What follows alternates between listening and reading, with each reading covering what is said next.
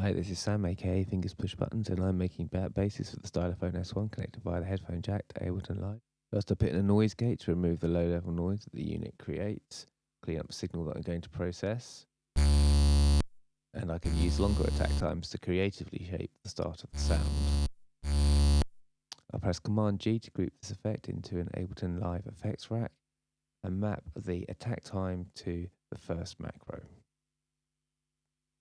Next, I add in an EQ8 effect to rein in the audio signature of the sound that I'll be processing after it in the chain. I in effect create a band pass filter ranging from around 60 Hz to 1000 Hz. I'll now add in the auto filter effect and make a short recording of the S1 to loop so that my hands are free to set the controls.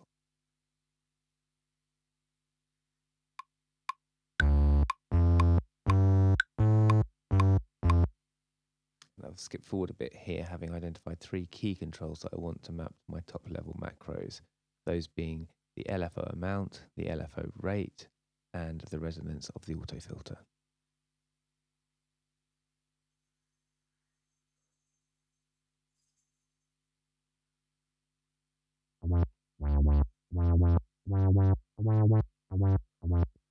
Now we're going to add in a Max for Live envelope follower and set it to be mapped to the filter frequency of the auto filter. Doing this allows me to modulate the frequency with every onset of a new note that the S1 is going to be making. I map the rise amount to mimic the attack time, and I map the full time to mimic the filter stage modulation release time on a synthesizer. In order for the release time to have any effect, I need to create a tail for my sound, which the Stylophone does not naturally produce.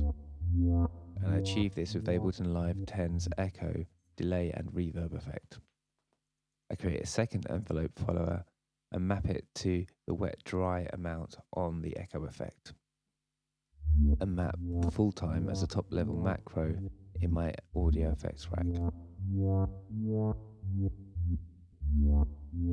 In order to hear the filtering effect on the tail I've just created, I need to ensure that it is placed in the effects chain before the auto filter effect.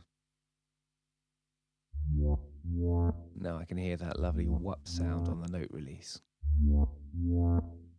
My effects rack is now almost finished, but I have one spare macro left, so I decide to map it to the cutoff frequency on my EQ8, allowing me to use it as a creative audio effect as well as a utility for this effect rack. And to exploit the best creative advantage, I limit the range of the low pass filter from around 110 Hz to 1.1 kHz. Now all I have to do is save my new effects rack and get ready to play.